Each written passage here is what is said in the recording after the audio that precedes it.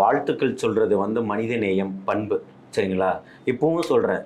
தாவேகாவினுடைய தலைவர் பண்பாளர், மனிதநேயம் மிக்கவர். அதுல மாற்று கருத்தே இல்ல. உனக்கு என்ன இருக்கு? உனக்கு பண்பு, நாகரிகம் எதுவுமே தெரியாது. ஒரு பழமொழி சொல்லுவாங்க, என்னனாலும் நாய கழுவி நடுவீட்டுல வச்ச கதை தான் சொல்லிட்டு.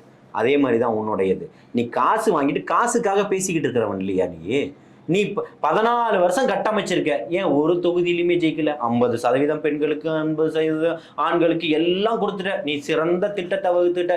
தமிழ்நாடு தமிழருக்குன்ற அங்கங்க கிட்டத்தட்ட ஃபைல்ஸ் வந்ததுக்கு ஈக்குவலா கத்துற.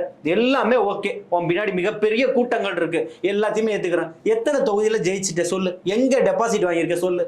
சொல்லணும்ல சார். இது வரைக்கும் வந்து நேத்து நடந்தது 2 நாளா தேர்தல் ஆணையம் வாக்காளர் பட்டியல் சரிபார்ப்பு முகாம் நடத்துது.